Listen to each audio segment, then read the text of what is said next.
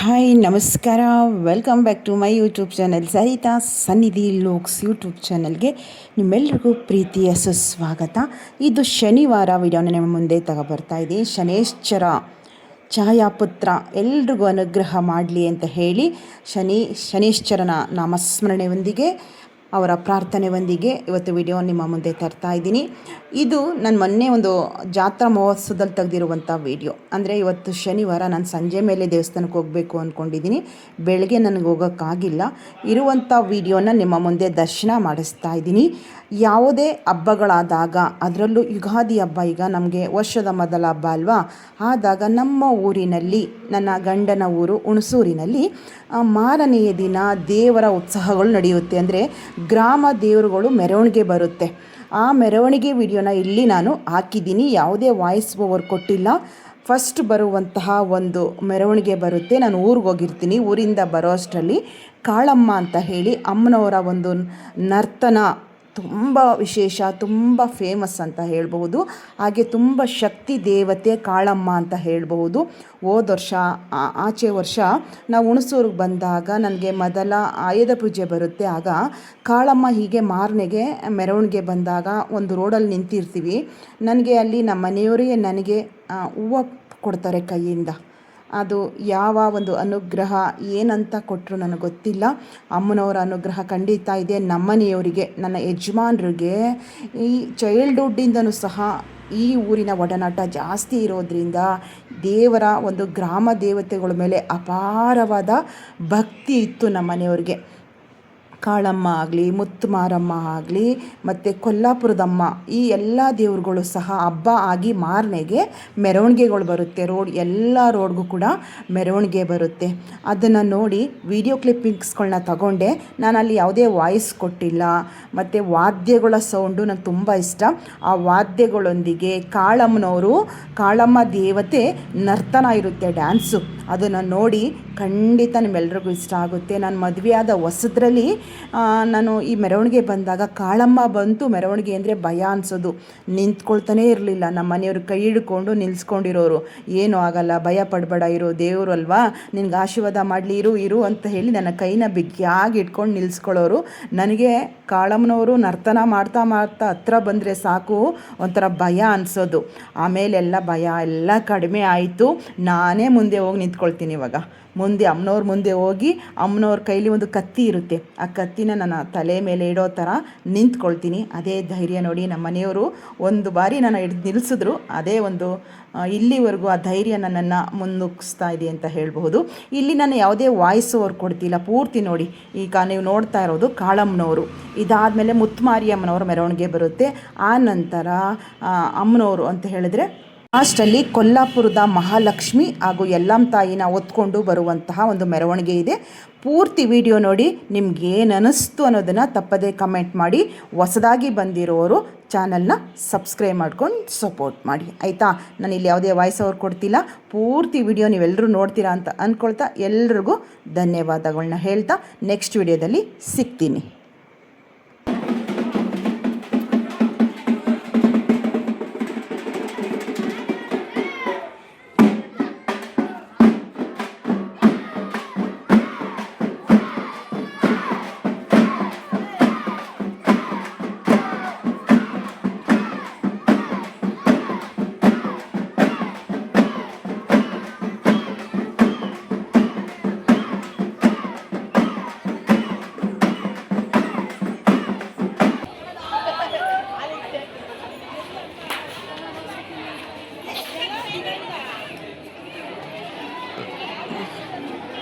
ಬೇಗ ಬಂದ್ಬಿಟ್ಟೈತೆ ಈ ಸಲ.